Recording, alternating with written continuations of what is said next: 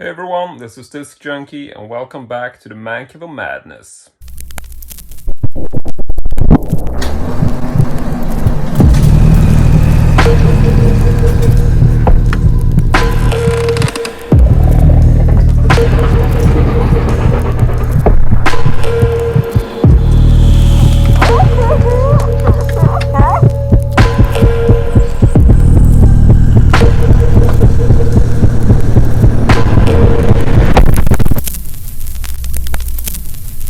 And for today's video, I'm actually really excited, but to be honest with you, during these last sort of months, I don't know what it's been, like, feels like 4 or 5 months, I don't even remember.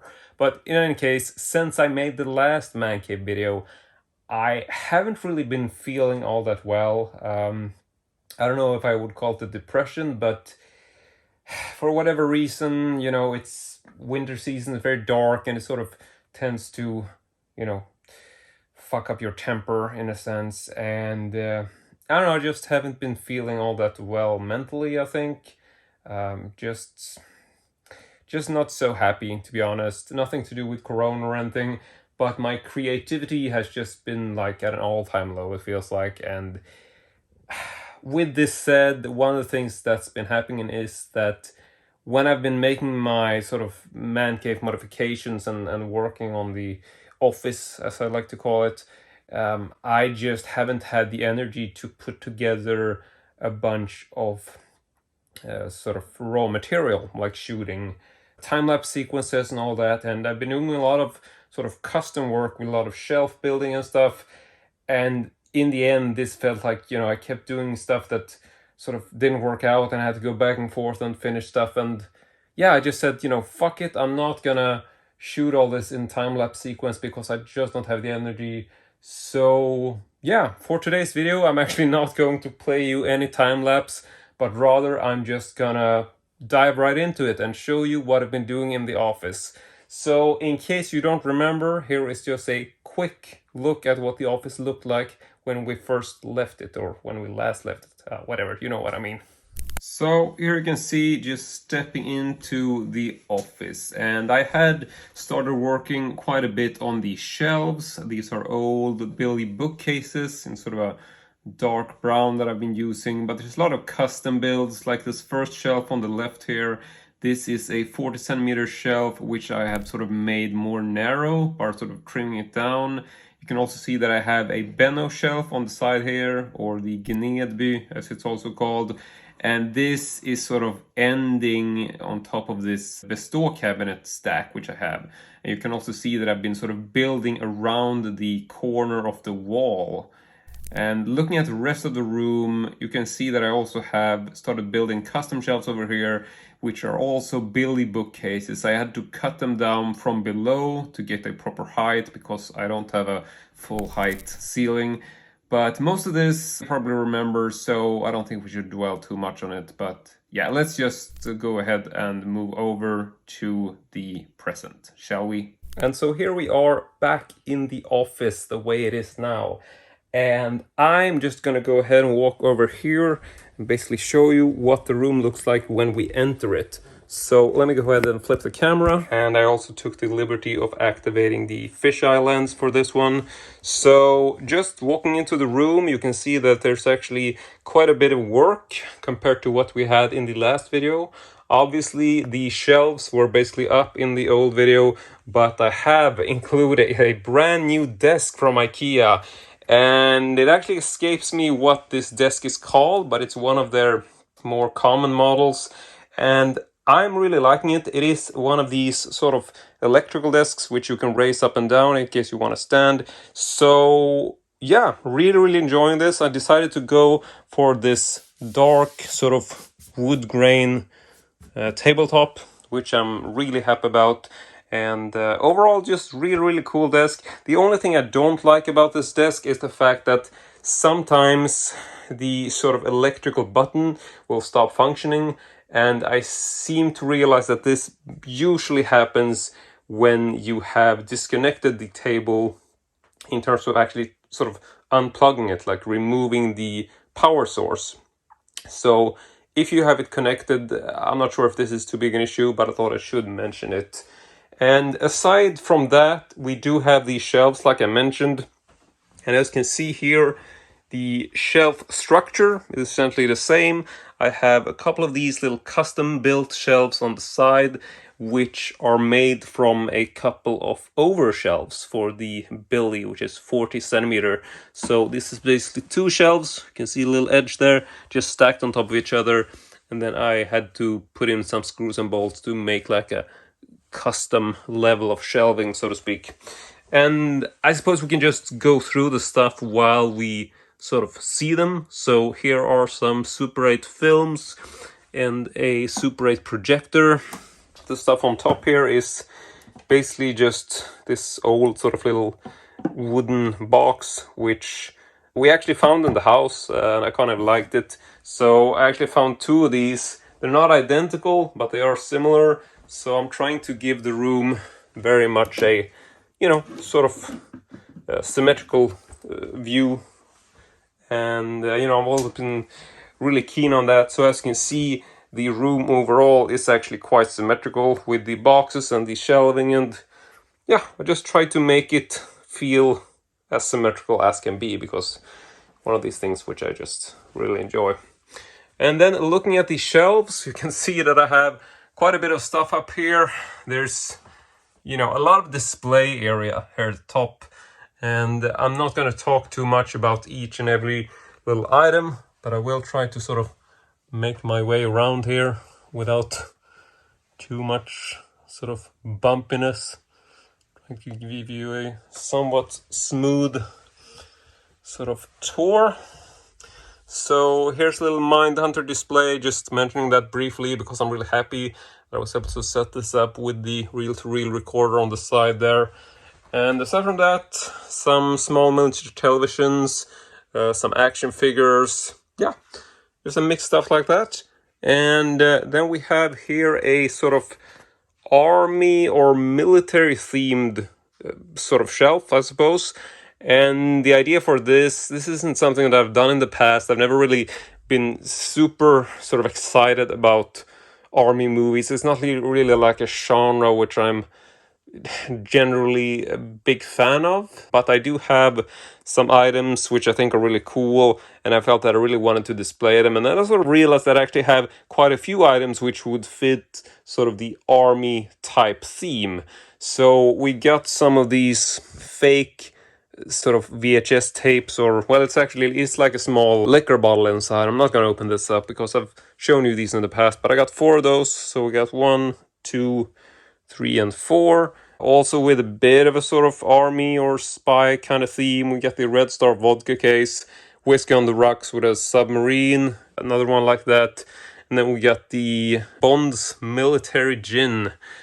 So yeah, I sort of felt like it goes. I'm not super sort of picky about, everything has to be this particular subgenre or whatever. So I'm just going with a feel. Then we got some army related tapes. I forget what this movie is called, but there we got the First Blood. Then we got my Red Army vodka, sort of a wooden box with like the AK-47 glass, whatever. It's a whole big thing, which I can't really get into because it's way in there. But this is actually quite a big box, so you can see that it actually goes all the way. It takes up the whole shelf basically, but I didn't know how to display it, so. Then we got some actual vintage army items here. So this is a Swedish issue military knife from like the 80s, I think. And this is actually a French style, like World War One, I think, or maybe pre-World War One. It's actually really old, and it is a army issue bayonet, which originates from France. I forget the exact name on that, but that's also a pretty cool item. Then some more memorabilia. This is a real authentic army grenade.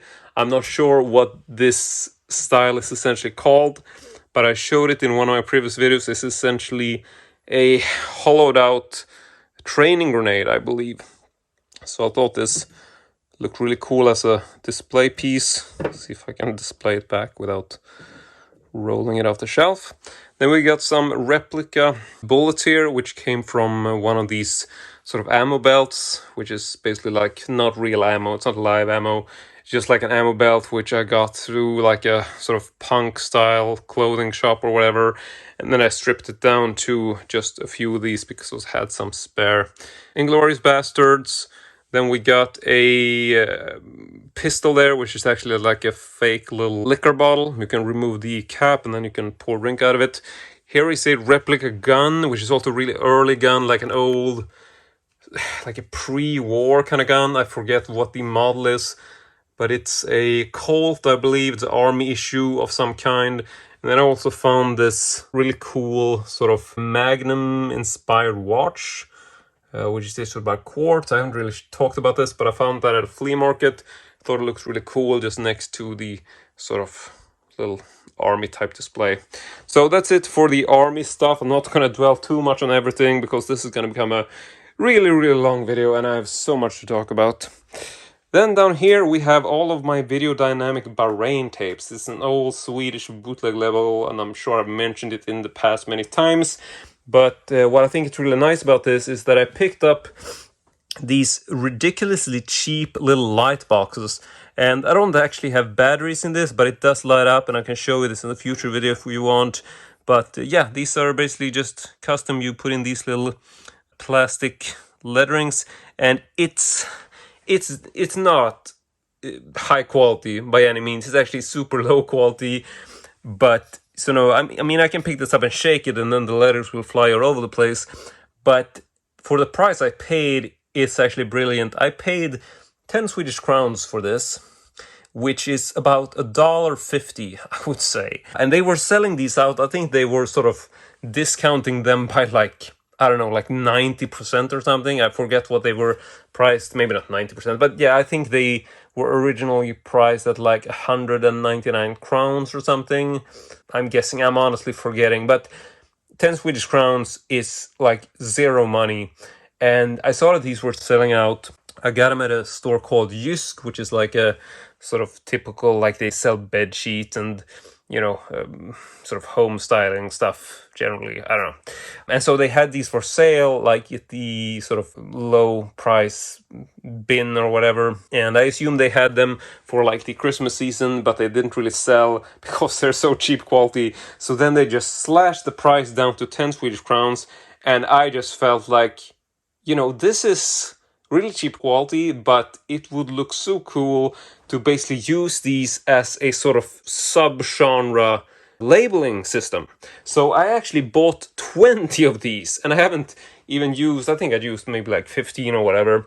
But the idea was that I wanted to use these just to sort of place my various sub-genres and sort of create these little display signs, which I think feel very sort of cinematic in a way. They sort of remind me of these old sort of theater billboards, except they're really small. So yeah, I think these work wonders. And with this said, we can just move over from this shelf to the one next to it, which is my little retro edition section. And what I mean by retro editions is essentially modern day movies which have been released in sort of a retro style fashion, like you would have a film which is essentially made today, like in 2021 or whenever, but they release it in a VHS style format because it's sort of fitting to the theme of the film. So that's sort of like this kind of stuff I get here. Like you got Come Fury, you got Wolf Cop, the Maniac remake from Mondo released on VHS, and so just a bunch of stuff like that. And so yeah, really happy about these little display signs.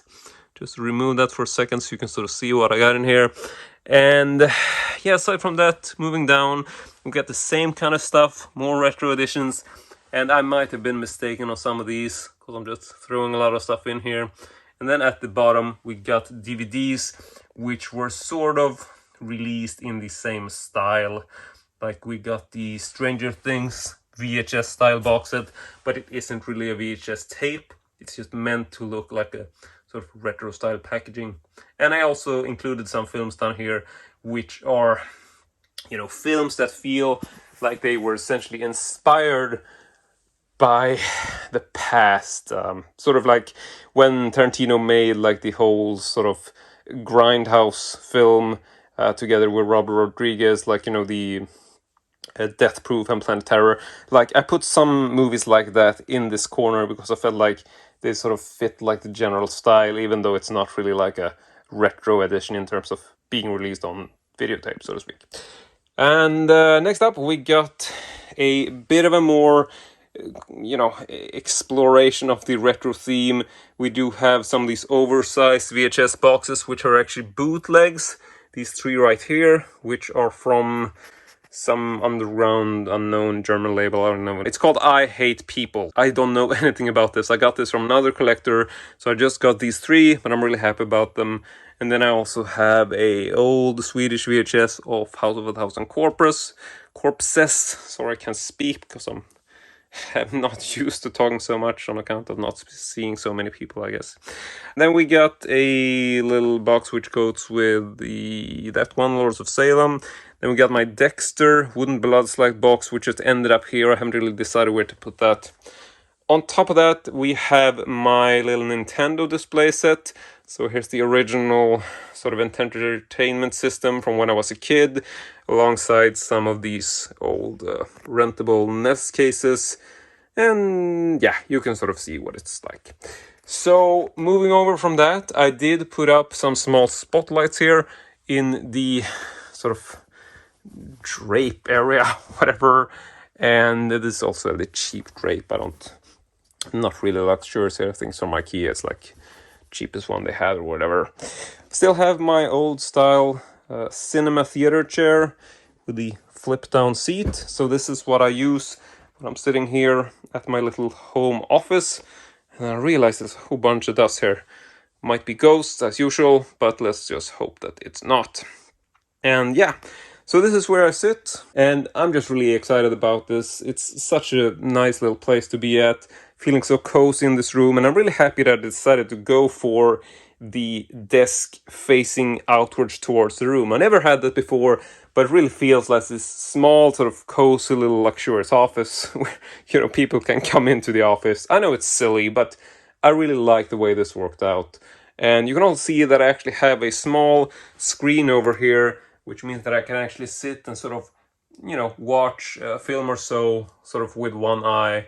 I don't tend to watch new stuff here, but, I'm sitting around and, working on the computer or whatever, and I just want something running in the background, which I've already seen. It's nice to be able to sort of play a little film just in the background if you want something to, just whatever. Next up, looking at this side of the room, we have a very sort of similar display, and I've tried to sort of keep the overall feel of how I've sort of positioned things to a somewhat similar design as to what I've done on the shelf behind me. So for the bottom rows here, you can see that I've got some tapes just stacked in, more like a library kind of thing, and then towards the top, we get into more sort of display type shelves. And so the first stuff I got here is my weird stuff. And the weird stuff, or weird tapes, is essentially just a bunch of videotapes which are like non-movie related. They can be sort of demo tapes, instructional videos, music type releases, but most of this is just really, really weird stuff, like, promotional tapes from IKEA, odd documentaries which nobody heard about, and yeah, it's just a really, really mixed bag, and usually stuff that's just not unwatchable, but very close to it. Then we got my little Vinegar Syndrome, etc. section, which is essentially all of my Vinegar Syndrome releases, as well as some of their sort of partner labels, like we got the Agfa and what else is there? It's a whole bunch of stuff, but their partner labels. It's essentially stuff that you can get through Vinegar Syndrome at some point in time. And then I also have some releases which are sort of in the same size, I suppose. And I've started stacking these up down here, which are some things from 101 Films, for example, as well as a True Romance box set from Arrow. And so I tend to use this shelf to sort of keep building on that, seeing as that's a couple of these labels which I really, really like to collect. And they tend to sort of have sort of the same kind of size in terms of how the boxes look and how they feel. And so moving upward, we get to some more display stuff. And here we have a bunch of these odd tapes, sort of like the weird stuff section, but things I used for display. So I'm not going to go too much into what these tapes are, because, I mean, if you speak Swedish, you can read the covers, but if not, then, yeah, I'm not going to dwell on it. Like I mentioned, this is a sort of tape which they give out to McDonald's employees. I don't know, it's like one of these stupid internal things which, you know, just talks about like, yeah, this is what's going on in the company or whatever. And I got this for cheap at like flea market somewhere. And it's like, I actually worked at McDonald's several years ago. It was like one of my first jobs. And I even remember this was sort of like this internal sort of movie that you would get, like they would have it playing like in the break room or whatever. And I also like, it's so stupid. But when I saw it, I was like, okay, I gotta have that, because it's such a stupid weird tape, which nobody wants. And that's exactly what I got in my weird stuff section.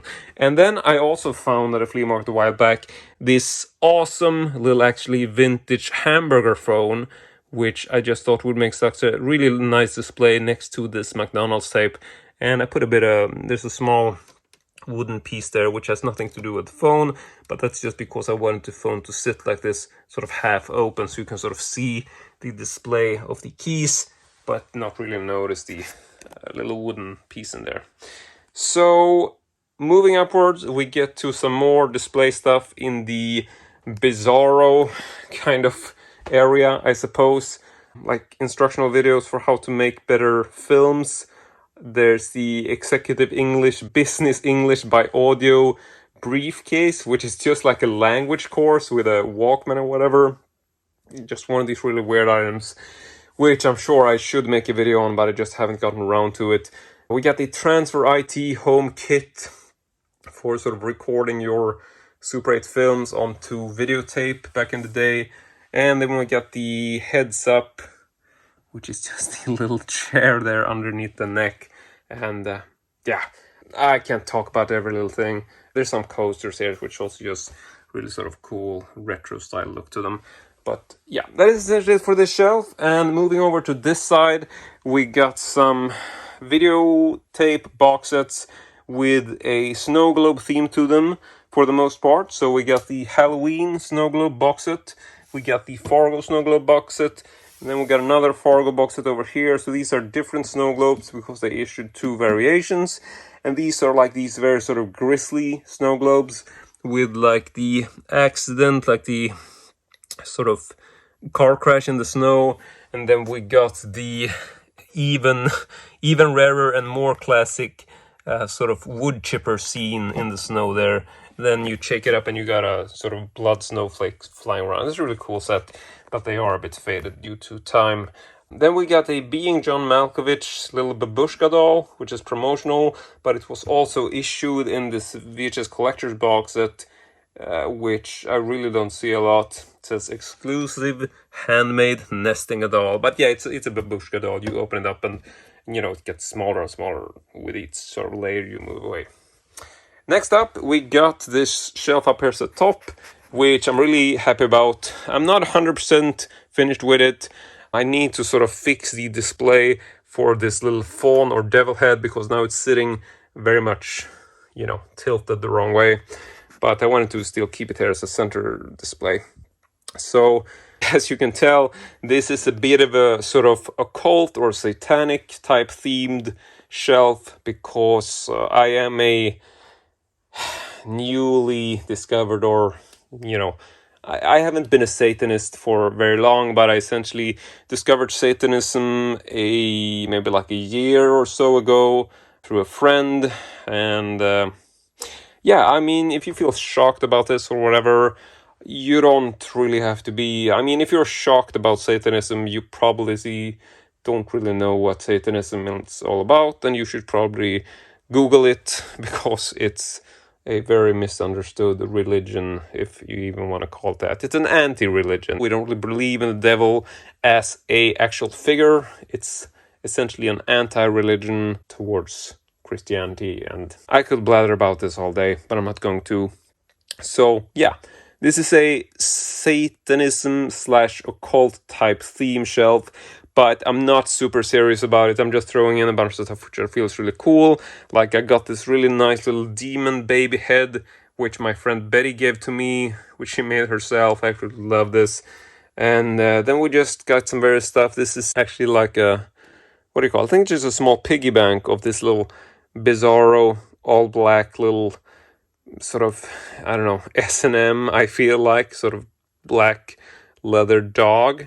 Then we got my little Lucifer coin, which is part of the, I don't know, you're just gonna have to Google the Island of Lucifer, which is a really cool documentary, and this is basically on this very topic, and then you will sort of be able to get the idea of what this is all about. But you can Google Island of Lucifer and Anhalt, which is that right there in the center. Because I don't have time to go into this. In the back we got some books. We got The American Grotesque, Life and Art of William Mortensen.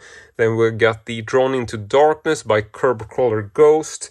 If you don't know who this is, I really recommend you follow this guy on Instagram, because he does really cool, disturbing artwork. See if I can move this without all hell breaking loose. Haha, no pun intended.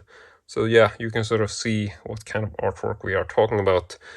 And just putting this back. There we go. Trying not to mess everything up.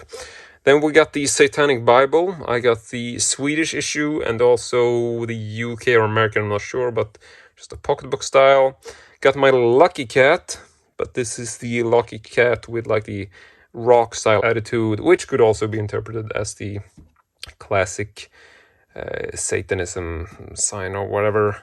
And he even has like the little doing the, I mean, I'm a sort of metalhead myself. I'm really into industrial rock and roll and stuff like that, so this sort of, I don't know, this whole thing which I do in my videos, it's part Satanism, but it's also just the fact that, you know, I'm that kind of guy. I like that kind of music and stuff, so not taking this all too seriously. I mean, if you want to get offended by it or whatever, so yeah, so be it. I don't honestly care, but if you're feeling appalled and feel like, oh, what kind of person are you who'd have this kind of display, well, maybe you just need to read up on what this religion or anti-religion is all about. Here is a pamphlet from the Satanic Temple. I doubt I will ever go there. It would be nice to do, but I mean, I'm not much of a travel guy, so I just got this secondhand. But yeah, that was nice to keep there, to essentially have like a small rendering of the miniature statue, or close to it, miniature statue there next to the picture of the real thing. Yeah, here's just a guy hanging out. I don't even know what this is from. I got this secondhand, but it's like this little plush guy, which feels very sort of evil in a sense, so I just have him sticking out there, just stuck him in there, hanging out. And then we get to the top shelf, where we have various items indeed. So here is a really cool little alien figure, like an alien fetus, which was originally part of a lava lamp, but I just got the figure. The lava lamp was nowhere to be seen, and so I decided to place him in this little jar, which I picked up from IKEA, actually, filled it with water, and it became this really nice sort of little top secret type specimen jar, which I'm really liking. I'm thinking maybe I should put some color dye or something in the water to make it look even cooler, but I just haven't gotten around to it. Then we got this old timer, which my dad built in his youth, and I don't really hardly remember how it works. Oh, it works like that. So how do you turn it off? Okay, I don't remember how you turn it off. God damn it. Oh, there you go, okay. Yeah, I don't really remember. I think they used like a timer for like a dark room when they were doing photography in his youth. And it's like the sort of, you know, darkroom timer, so you know if it's occupied, or I don't even remember. But it's like a timer. You can plug it into a electrical outlet, and then it will sort of turn it off at a certain point. I just thought it looked really cool and analog, so decided to keep it. Got a stack of old movie canisters here and the small metal octopus at the top. Here's a really cool desk lamp, which I actually found at a secondhand shop, and it looks a lot more vintage than it is. I think it's a Norwegian or a Danish design label. I honestly don't remember now, and I also forget what it's called, but I think it's really, really awesome looking. Really happy about it. So this gives me a little bit of an extra light down here if I want to be working or whatever, and I need some additional light for writing on papers or whatever. Then we got some vintage cameras, Super 8 camera. I don't really know what format, if this is Super 8 as well, but it's like this cool little vintage hand-cracked apparatus. We also have some of these action figures. Here's a He-Man figure, and then we got a press kit for a Jeep Wrangler sort of promotional box set, which I don't think I've ever shown this, but yeah. If you feel that you see something in this room which you're like desperate to know more about and feel like, oh, you know, you should make a video on that, feel free to leave a comment below and just tell me like if you want to see something specific in a more detailed video, because I can certainly do that if I haven't done it already. Because I mean, I've been on YouTube for over 10 years and there's so much movies and sort of reviews and unboxing in my history. I mean, I think I'm over like 600 videos or whatever. So a lot of the stuff you see is stuff that I might have talked about already, but just leave a comment and I'll see what I can do. So lastly but not leastly, we have this old metal box. I forget what this is. It looks very army style, but to be honest, I think this is actually like an instrumental box that you use for some instrument. I really don't know. I just found it at a flea market, thought it looked really cool. And then on top is this little Buddha figure in wood, which I found, and I think I talked about this in a recent video, and it has like this erotic little scene etched into the underside of it. So don't know what that's about, but I really liked it. So decided to buy it. And that's it for the two shelves here. Then we also have, just briefly, here's another Super 8 projector. Some more related stuff to that. I think I have like some empty reels and things in this little old vintage army bag. Here are a couple of rentable VCRs / DVDs players. There's a rentable DVD box, or a DVD player I should say. And then we have a classic movie box, the rentable VCRs that were used in Sweden and in Europe, I suppose, back in the 80s. But that's it for the shelves over here. Took me quite a bit of time, I gotta say. There's just some junk at the floor, which I haven't had the time to clean up, so sorry about that. I did hang some frames, posters, stuff on the wall, very sort of quickly, just because I wanted to give it bit more of a finished style in terms of the home decor or interior design or whatever. So here's a painting, and I'm sorry now that I'm getting a lot of glare from the flash, but it's also hard to get a good lighting in here. So yeah, I'm not going to dwell too much on this. I'm sure I've talked about this in some future or past video. So yeah, here is a print by BEKANT. Really cool artist on Instagram. I know it's very famous. I didn't know this when I bought it. I found it at a flea market, but I'm really I just love this print. I don't think it's an official print or whatever, because I don't think he even does official prints, but I basically saw this and it came from someone's estate, so the seller didn't know anything about it. I bought it really cheaply, I'm pretty sure. And then I got home and I asked on the internet, like, does anybody know who this artist is? And it turns out to be this guy called BEKANT. You can find him on Instagram, which does this really amazing futuristic type stuff. He's very broad in his design. And yeah, just one of those really cool things, which I love hanging on the wall. And over here, obviously some more stuff from the wall. Here's an old Max film label. It was a VHS distributor back in the day. So there's a vintage metal sign, which they probably had like at a video store at some point, I suppose. Then we got a also vintage sort of pin-up style girl here, which is actually a ad for a lumber yard. Got this from one of our old neighbors when we were living in the previous house. They were sort of cleaning out some of this vintage stuff they had. And so this was something that they found in the house. I just think it's a really cool print. I really like stuff like that. And so next up we got a closet in here, which I suppose we could call Steve's closet, because he has this little bed in here, which was very random. It just happened to fit so perfectly. So I figured I'm not sure what I'm going to use it for, so he might as well be in here if it's going to keep me company while I'm, you know, working from home or whatever. Then in here, just very mixed stuff. Got some books in here, got my Nintendo tapes, Nintendo games, cartridges, whatever. More Nintendo games, and then up here just some more books in various categories, some magazines and stuff. So, I mean, this little room here is very small, as I've shown you before.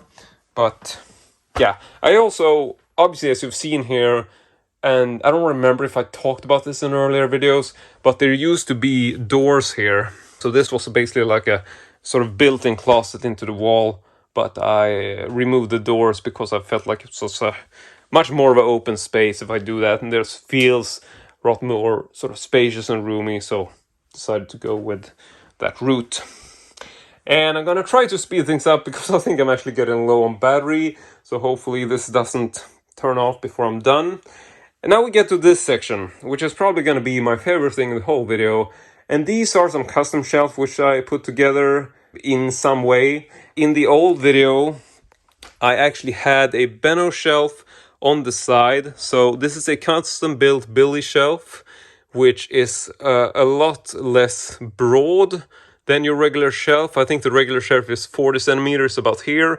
So I had to cut that down to make it fit perfectly with like the angle of the sort of corner of the wall here, so I could build it around the corner. And then I used to have a Benno shelf here, but I decided to actually remove this and add these Bestow cabinets. So these are 3 Bestow cabinets which are stacked on top of each other. And just talking briefly, here are some of my bound magazines, the Crime Weekly or Veckans Brott, which is like this vintage 1970s 80s detective mag, but it's a Swedish magazine. Then we got some random stuff here, whatever, bound magazines, more magazines, random stuff at the bottom. So yeah, moving over, we have the Bestow cabinets which I talked about. Here is obviously a door that opens. Nothing particularly interesting in here. These are just some stuff I've been planning to sell and wanted to get them away, sort of out of the way, because I'm not too crazy about seeing them. Same for the stuff down here, like an extra Super 8 projector, some empty boxes, just various knickknacks that I don't really need to have on display, so just using that for storage. And then quickly looking at the stuff up here at the top, we got you can just see for yourself. I can't go into everything, it's just various mixed stuff. Here I do have some of my Arrow box sets, as well as some other stuff in the same size. These box sets are from Second Sight Films, which is the label I started collecting recently. Really liking their sets, feeling very luxurious, but also sort of not overly large. Like they're very sort of, I like them. It's one of these new sort of collector type labels. Feels very much like Vinegar Syndrome or, you know, Arrow, 101 Films. The same kind of category, these new collector labels, if you want to call them that. And yeah, I'm just really happy about the Second Sight Films. I'm really digging them. So decided to put some stuff sort of for display in a Second Sight theme. Then there's small double-headed devil dog there, and my little promotional mist snow globe. So next up, briefly here in the center, we have a Lerberg, which is a really old DVD shelf which is discontinued. They don't sell this anymore, but it's basically this metal frame which is mounted to the wall. So I mean, that's basically the way it's supposed to be. So it's I didn't make any sort of special customization to this shelf. It's actually the way it's supposed to look. So you basically just, you know, pull the DVDs out like that, and they will, you know, it has to be, they will fall out, but if you push them right where they're supposed to be, they will sort of, you know, stand there pretty good. So yeah, I just decided to cram one of these shelves in here, and this is now filled with most of my documentaries. These are primarily DVDs because they're not really meant to hold videotapes. And you can see that it did actually display some videotapes here, and this is something I just figured out myself that you can do, in that you take some of these small type clamshells. It won't work for any large clamshell because it's not wide enough. That you can see, it's a very sort of limited type space. But if you have small clamshells like this, like sort of retail clams, I suppose, then you can actually fit them in. It doesn't even fit height-wise. You really have to be creative to make this work. So I just decided to display them like this. I'm not saying this is going to work for every tape, but if you have small clamshells, you can make it work if you just angle them towards the wall like that. And I don't know, I actually think this looks pretty cool for display, because I mean, it's nice to be able to display something. But if you have a bunch of DVDs, then, you know, I think it's a cool shelf idea, but certainly not for everyone. I got them for cheap and figured, you know, that's a fairly cool way to use them, I think. And so now on to the last part, which is this cabinet in the corner. You can see that I've tried to go for some similar style cabinets, or basically identical cabinets. So I got 3 cabinet stacks on top of each other here, 3 stacked on top of each other right there. And before going on, here is just the elephant in the room, which is obviously the Rob Zombie Lords of Salem soundtrack in the limited edition box set from Waxwork Records. I made a really detailed review on this, so just check that out if you want to know more about that box set.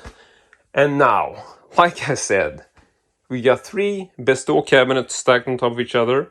Then we got 3 more stacked over here. Or so it would seem.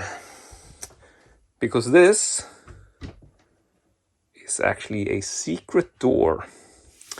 And if you know my man cave, if you've seen this room, you might remember. So this might have been not too big of a surprise. But to those of you who've never been in here, I was just really excited to make that sort of transition. And yeah, so this is a complete custom build from my side. And just a quick look at this detail before we move on. I thought this was really clever, so I just wanted to mention it. This side panel here is basically 3 pieces, but I also realized that a really cool thing you can do if you want to sort of replicate the look of having these little bottom pieces. You can see that a Bestow cabinet is basically built with this bottom portion, then it has the side portion, which means that you will get sort of like the bottom and the top will create these sort of marks in the side. You know, it will be very sort of visible that there is a bottom board and a top board, as well as up here you can clearly see that it is a top board on, you know, on top of a side panel. So this was something which was sort of, I was struggling with this when I was sort of building my fake panel, because I felt like, okay, how am I going to make this look the right way with like the top and bottom panels without having to build this really intricate structure and cut stuff. First I was thinking I was going to use like this sort of furniture type design tape or whatever, which has the wooden grain on it, and just sort of, you know, plaster that like a small sort of stripe to make that illusion. But then I realized that it's so much more simple. So I just took your standard sort of household knife or carving, whatever, and then I just sort of carved a line. You can actually see that it's bent a little bit there because I wasn't overly precise. So yeah, these are actually the same wooden piece. I just carved a small edge into the wood using a simple sharp knife. Just cut and cut. And with that marking, I mean, before I told you, you would never have thought that this wasn't actually, you know, separate pieces. And it's the same thing down here. I can mention that this is one panel, this is one panel.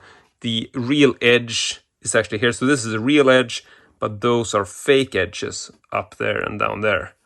So yeah, this is just a marking by using a knife. Same for that one, but that is a real edge. But yeah, so that's a really cool trick in case you want to try to do something similar. And as you can tell, I had to use custom hinges for this because I couldn't use the actual IKEA hinges because they really don't move inwards the way I wanted them to. They can. I did make like a test with this, but don't try it. It can be done, but it's really not practical and it's very unstable, and I really wouldn't suggest it. And now let's just go ahead and move in here. I'm gonna turn on this little light just so we get some lighting in there. And first we can take a look at this little display right here. This is a Benno shelf. It's actually the same Benno shelf which was originally on the side here. And I've actually cut this down at an angle. It looks a bit rough now. I guess I should cover this up with like a, you know, just something, but I haven't been having time. So this is actually cut from a Benno all along the side here to make it super shallow. And it's actually much more shallow down here. You can see this is my finger, and just moving upwards it becomes broader and broader and broader. You see, now I'm already at the knuckle here, whereas in the beginning it's just that wide. And the reason why I did this is because everything in this house, it's an old house, and the angles will make your head spin, and it's really frustrating. And so the whole thing with this was I basically had to follow, when I was putting these shelves up, I was following this line, and then I didn't realize that this means that the entire top shelf, everything gets tilted like this, which means that the top shelf there is actually moving upwards, which you can probably see if you look closely. But I mean, every angle in this house is weird, so you don't really think about it when you're actually in the room. But this also meant that, you know, everything shifts, and I'm pretty sure this wall also tilts inwards a bit. So this was the only way to do it and actually still keep the door sort of coming out the proper way without getting like a big sort of pizza slice opening here. So yeah, this was the best I could do. And I love the idea that this actually, you know, closes and hides that extra shelf. And here you can see the light coming in from below. So this door actually doesn't have any feet. You can see that this cabinet row has feet. This one does not, but it's one of these small details which you wouldn't notice. So yeah, I'm just super excited about this setup. But in any case, here we can just look at some of the stuff, and some of this is kind of X-rated. Not really X maybe, but unrated at least. So I'm not going to dwell too much on it. It's not super graphic. Most of the explicit stuff is sort of animated or whatever. So, I mean, it's porn titles. I don't know if you figured this out by now, but the secret corner, the secret closet, is basically my erotica section. And so that's also part of why I think this is so cool, because it gives me the opportunity to actually hide this section completely. Most of the time I will have this door open, but if I have people coming over or whatever with kids, I can just close this up. All the erotic material just disappears. So yeah, I really like the idea of having this secret door. So it's a very cool little process. I mean, I love this. This is such a cool project. So this is a very, not really super cramped, but kind of cramped closet area. Just look around the corner. This is how big it is. And I can stand in here just so you can see, you know, there's quite a bit of space towards the ceiling, but not really here. But yeah. And another thing about these shelves here, which I think is kind of interesting. This is a Benno shelf, which I mentioned, which I've been cutting down extremely. And just if you want to see some of the details here, you can see that this is just cut and there's no backing board. So I had to individually fasten each shelf towards the wall because, you know, I still have the studs in the front, but there's no studs in the back, which means that, you know, each little shelf would just fall down. But I solved this by using these classic IKEA brackets, which you tend to use when you want to fasten something to the wall. And I just used those to fasten each individual shelf at the height that I wanted it. And I mean, this isn't a lot of weight. I mean, it's just one videotape for each shelf. So granted, if you look at this one, I mean, the shelf itself is a bit wobbly, but there's, there's not a lot of pressure to it. And if you want to, you could obviously re-drill these holes or just use the individual height for that specific little stud. But I just decided to raise some of them above stud level because I just realized that the tapes didn't fit the way I wanted it to. But you could use the studs and then you get a lot more stability. And I did do this in some places. So yeah, it's just a bit of a workaround for some of the shelves. But what I wanted to mention is that this shelf on the other side, this is actually also one of these old Lerberg shelves, which is the same kind of shelves that I'm using here. But what I did, which was, my own little idea, is that I removed the brackets on the back, which you can probably see here. Let's see if I just take this out. Yeah, there you can see the original brackets, so you sort of see how it's mounted. And there's just one screw there, but yeah, you mount them to the wall in that way with these brackets on the back. But what I wanted to do was to create a shelf which was very, very shallow. Almost like this, but even shallower. So I removed the metallic brackets, which is really easy to do. Just basically take them out by removing a screw, and then you will get these small holes on the back where the screw used to be. So what I did, which I think was pretty brilliant, is that I just removed the screws, and then I just placed some small, like a hammer nail, so I just hammered in some nails here, and then I just hung the metal framework straight onto those nails. And with that, I get this super shallow display shelf, which you can see. I just got a wall behind it, and this is just the sort of metal framework that used to be at the front, so to speak, but it used to be a bit outward, so like here, but now just straight against the wall. And this is pretty cool. I'm using this to display some vintage pocketbooks, because this is like part of my little erotic book collection. But you can actually use this for other stuff as well. It's not going to hold DVDs. I can just show you a little bit. So let me take this out. So you can display videotapes if we're talking like American style tapes that just have this, cardboard sleeve.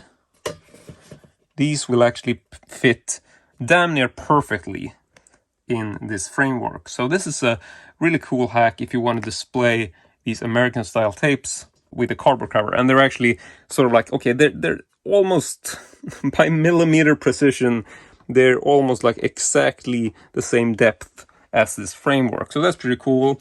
I haven't done this, but it's something I'm considering in the future in case, I happen to find this kind of shelf for cheap. I can use it for that. If we're talking anything other than that, it doesn't really work. I mean, let me just take out a DVD. This is a regular DVD keep case. It's a slim keep case, but yeah, the size is the same. And you can see this does not fit. It's too wide, and yeah, it fits height-wise because the DVDs usually go in this way in the original shelf design. But if you want to put them in like this, I mean, you can have them standing like that, but you're not gonna get them to fit inwards, so you can put them on display. So that's good to know. Doesn't work for DVDs. It might work for Blu-rays. I don't know if I've tried that, but I don't think. So here's a Blu-ray example, but no. Same problem, works height-wise, but doesn't work in terms of width. So DVDs and Blu-rays are out in terms of displaying purposes for the Lerberg. But videotapes will work. Pocketbooks may work depending on the size. Larger clamshells, if we're talking like, really big size clams, these obviously will not work. Not in this way, not height-wise. So, yeah. And like I said, and just like I showed you in the shelf out here, even small size clams won't work in terms of height. They will work in terms of width, like this, depending on the size. I mean, there's a multitude of different VHS sizes, but this will not fit height-wise. So let's just sum it up to, if you have a VHS clamshell, you can pretty much be certain that it's not going to fit in the Lerberg shelf when you've mounted it to the wall like this or like that. It will work tilted, but you can't tilt it in this kind of setup. So if you want to go with this framework kind of hack where you just hang it on the wall, you're not going to be able to do that for, you know, clamshell tapes. It's just going to work for the American style cardboard slip. It will work perfectly for that and will look pretty cool, but not for clamshells. So let's just sum it up to that. So, looking quickly at the Erotica section, I can't really show you any titles because most of the stuff is explicit and I don't really want to dive into this. But just looking at some of the stuff I got, here are various magazines, and most of this stuff is vintage erotica from 70s, 80s. So, I mean, we're talking books, videotapes, Super 8 movies, basically anything that's old. And I don't really have like a fetish for this kind of stuff. Just to explain it, I just collect this stuff because I think it's cool. I really love old stuff. I love retro, secondhand flea market stuff. And I'm also really into erotica in general. So I'm not buying this stuff because I have a fetish. I mean, if we're talking like my preferred flavor in porn, so to speak, I'm actually a very sort of modern porn kind of guy. I just buy this because it's cool and it's very collectible and interesting to watch. But I mean, if I'm gonna go choosing porn to watch because I want to watch porn, I wouldn't go about watching this. Just laying that out there in case you're curious. So in any case, got some magazines at the top. These are stuff which I don't have too much of, so I'm just throwing this in because it's sort of unsorted. And I also have my little adult XXX subgenre light sign there. Then we got some more videotapes down here. Various stuff. These are 8-track tapes, which are like, I don't even know what they are. Party sounds. Then we got some books, vintage Swedish pocket books, magazines, more magazines, some collectible books on, you know, Swedish sensation films, sexual topics, controversial stuff, more pocket books. Then we get to my Kurt Hausson collection, which is like this distributor from the 70s and 80s, which distributed a whole bunch of porn. Like all these sort of erotic little pocket books, which are really hardcore stuff with like photo illustrations. So this is a series which I'm collecting, which is the Fickies and the Snabbis series. This is all from the same distributor, Kurt Hausson, who also is the guy who released the Crime Weekly bound magazines, which I had in the other shelf. And I'm sure I've talked about this in other videos. Then got a small box of unlabeled Super 8 reels down there. More magazines down here. And yeah, all of this is porn basically. So yeah, I'm not gonna sort of lie about it. Here's all of my Super 8 movies, the erotic movies, porn titles, hardcore stuff. So I tried to keep things sort of sorted. Striptease films, basically by size here. Then we got some more Super 8s, more Super 8, Super 8, Super 8s. Some DVDs and videotapes. More videotapes, the larger style clamshells, and more videotapes at the bottom. But that is basically it. And I think my phone is gonna die soon. So just before we go, I can briefly close the door just so you can see it from the inside in case you're curious. So yeah, this is what it looks like. I basically just have a fake panel on the side here, which I use to mount the hinges. So a lot of hinges. These are separate doors, so that's why I need so many hinges. And there you can see the floor of the other room. There is a slight sort of space here. Wasn't super close, but it's close enough that you won't really consider it. And then I just put some little magnet locks here, so it does actually lock in place, and you can open it. See, there's just the magnets. So yeah, and I would also say, just if you're doing this like similar project, don't use these kind of hinges. Use like put a big wooden board here and then just use one of these classic door hinges which you can lift. So you can build the door first and then just lift it onto the hinges. So these are closed hinges. You can't take these apart. You want to use the classic door hinges which has a top part and an upper part. So, you know, top and bottom, so you can lift it onto the hinge. It's going to be so much easier, and preferably just use one top hinge, one bottom hinge. Build it more stable than I did, because, you know, it's very easy if you don't have a machine to, you know, drill your holes or whatever. It's going to be really easy to not make it work. God, I'm so tired. Briefly, here you can see just how much precision I had to put into this. So this is opening into the original opening of the closet space that was here. So remove the doors, then I just have this opening inwards. So gonna turn off the light there. And we're gonna step back into the room. We can close this behind us. Okay, almost. There we go. So yeah, that is basically it for this video. And I'm sorry it became really long, probably longer than I thought it would be, but I just felt like, you know, this is one of the few rooms which has now been close to finished. I do have some ideas for some stuff I do want to make in here, and, you know, I would like to get some more sort of desk lamps and stuff, but that's all in the future. I haven't gotten around to it. So yeah, that's it for today. I really hope you enjoyed this video, and as usual, hope to see you all next time.